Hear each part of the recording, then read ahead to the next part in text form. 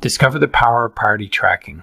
In this mini workshop, I'm going to be sharing with you 3 benefits for why you should be using priority tracking, because only 10% of leaders are using this system, and you can use it and get the same benefits that they're getting.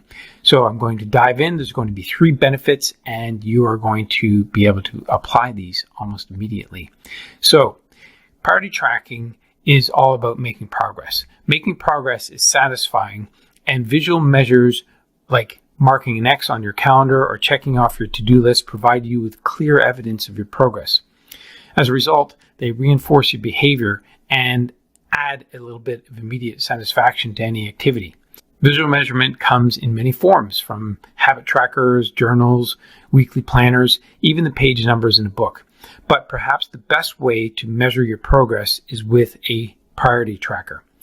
A priority tracker is a simple way to measure whether you've completed an important priority. And the most basic form is to get a calendar and cross off each day that you stick with your routine. For example, if you meet with your team on Monday, Wednesday, and Friday, each of those dates gets an X. As time rolls by, the calendar becomes a record of your priority streak. Make sense?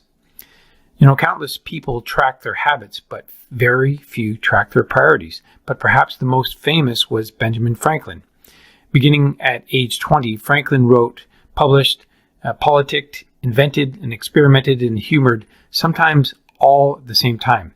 He also carried a small booklet to track 13 personal virtues.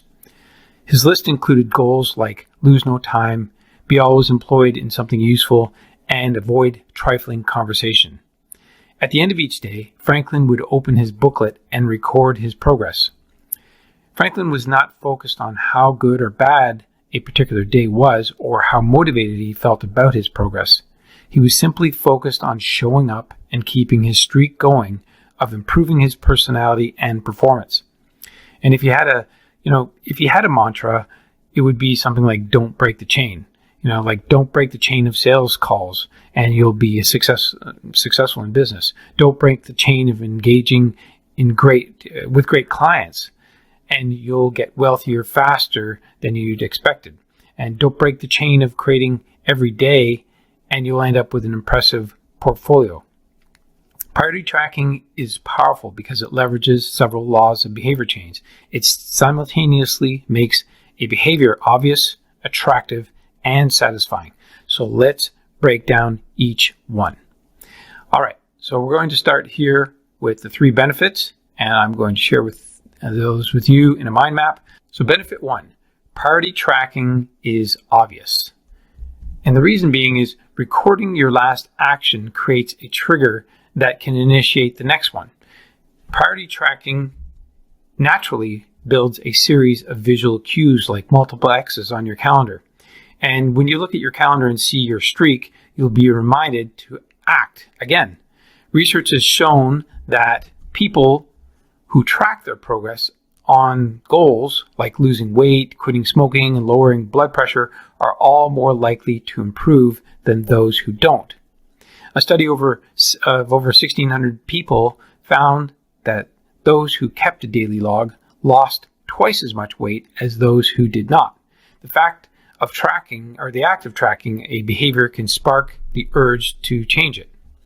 And you know what? Priority tracking also keeps you honest. Most of us have a distorted view of our behavior. We think we act better than we do. Measurement offers one way to overcome our blindness to our behavior and notice what's really going on each day. One glance at your calendar and you immediately know how much work you have done or haven't, and you know what you've been putting in or haven't been. So when the evidence is right in front of you, you're less likely to lie to yourself, right? All right, so let's talk about benefit number 2. So benefit number 2 is priority tracking is attractive. So why is it attractive? Well, the most effective form of motivation is progress. When we get a signal that we are moving forward, we become more motivated if we continue down that path. In this way, priority tracking can have a direct effect on motivation. Each small win feeds your desire. This can be particularly powerful on a bad day. When you're feeling down, it's easy to forget about all the progress you've already made since last week. And you know what? Priority tracking provides visual proof of your hard work. It's a subtle reminder of how far you've come. Plus, the empty square you see each morning can motivate you to get started because you don't want to lose your progress by breaking the streak, right? So that's benefit number 2. Let's move on to benefit number 3. Priority tracking is satisfying. So why is it satisfying? Let's take a look at that. So this is the most crucial benefit of all. Tracking can become its own form of reward. It is satisfying to cross an item off on your to-do list, right? To complete an entry on your workout log or to mark an X on your calendar. It feels good to watch your results grow. The size of your investment portfolio, the number of clients you impacted, and it feels good. And if it feels good, then you're more likely to endure. Priority tracking also helps you keep your eye on the ball. You're focused on the process rather than the result. You're not fixated on making seven figures. You're just trying to keep the streak alive and become the type of person who doesn't miss opportunities. That's the critical factor here. You're focused on the process rather than the result, and you want to become the new and improved version of yourself, your new identity. In summary, priority tracking creates a visual cue that can remind you to act. And number 2 is inherently motivating because you see the progress you are making and don't want to lose it.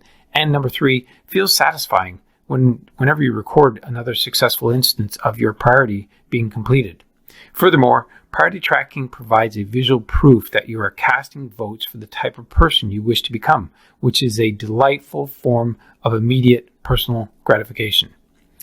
If priority tracking is so useful, why don't more people do it? Despite all the benefits, many people resist the idea of tracking and measuring their performance. It can feel like a burden because it forces you into 2 priorities, the priority of keeping the streak alive and the priority of tracking it. Counting calories sounds like a hassle when you're already struggling to follow a diet. Writing down every sales call seems tedious when you've got work to do.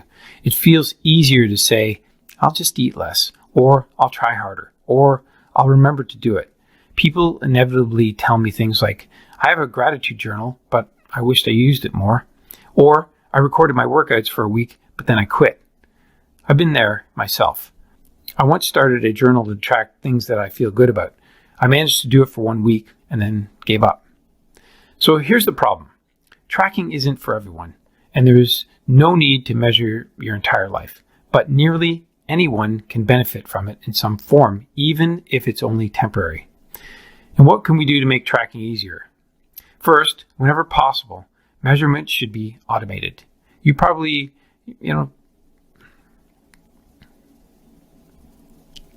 be surprised about how much you already track without knowing it.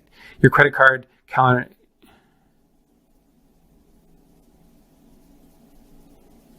Your credit card tracks how many sales conversations you have each week. Your Fitbit registers how many steps you take and how long you sleep. Your habit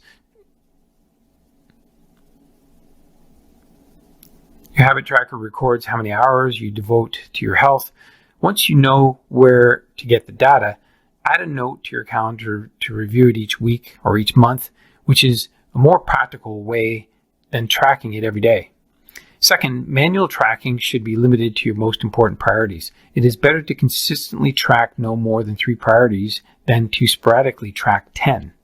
If you have more than 3 priorities, you don't have any, says Jim Collins. Finally, record each measurement immediately after the priority occurs. The completion of the behavior is the cue to record it. This approach allows you to stack your priorities at the end of each week, each month, and so that you can stay in gain mode and have a gain mode mindset. You don't realize how valuable it is to just show up and fulfill your priorities. You don't realize how valuable it is just to show up and fulfill your priorities on your bad or busy days. Lost days hurt you more than successful days help you. If you start with $100, then have a 50% gain, that will take you to $150, right? But you only need a 33% loss to take you back to $100. In other words, avoiding a 33% loss is just as valuable as a 50% gain. As Charlie Munger says, the first rule of compounding, never interrupt it unnecessarily. This is why the bad workouts are often most important. Sluggish days and bad workouts maintain the compound gains you accrued from previous good days. Simply doing something, 10 squats, 5 sprints, a push-up, anything really is huge. Don't put up a zero. Don't let losses eat into your compounding. Furthermore, it's not always about what happens during the workout. It's about being the type of person who doesn't miss workouts. It's easy to train when you feel good, but it's crucial to show up when you don't feel like it, even if you do less than you hope. Going to the gym for 5 minutes may not improve your performance, but it reaffirms your identity. The all or nothing cycle of behavior change is just one pitfall that can derail your priorities. Another potential danger, especially if you use priority tracker, is measuring the wrong thing. The dark side of tracking a particular behavior is that we become driven by the number rather than the purpose behind it. If your success is measured by quarterly earnings, you will optimize sales, revenue, and accounting for quarterly earnings. If your success is measured by a lower number on the scale, you will optimize for a lower number on the scale, even if that means accepting narcissistic clients, discounting your offer, and working 16-hour days. This pitfall is evident in many areas of our life. We focus on working long hours instead of getting meaningful work done. We care more about getting 10,000 steps than we do about being healthy. We teach for standardized tests instead of emphasizing learning, curiosity, and critical thinking. In short, we optimize for what we measure. When we choose the wrong measurement, we get the wrong behavior, right? This is based on Goodhart's law, named after the economist Charles Goodhart. He stated, his principle states that when a measure becomes a target, it ceases to be a good measure. Measurement is only useful when it guides you and adds context to a larger picture, not when it consumes you. Each number is simply one piece of feedback in the overall system.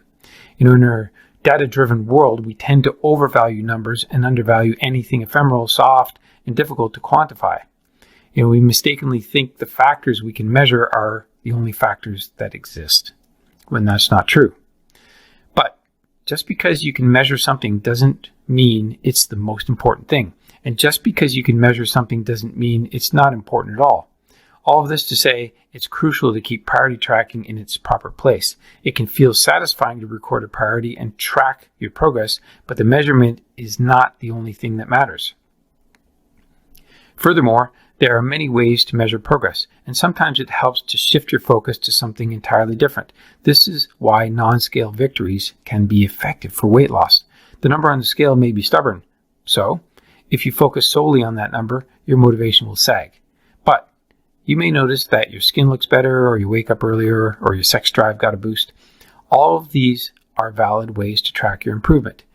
If you're not feeling motivated by the number on the scale, perhaps it's time to focus on a different measurement, one that gives you more signals of progress. The solution is to use some sort of tracking method. And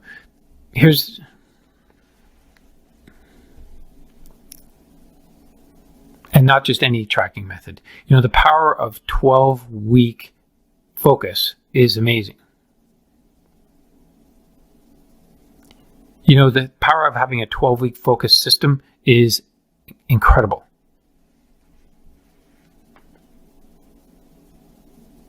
The power of having a system to track your performance is incredible.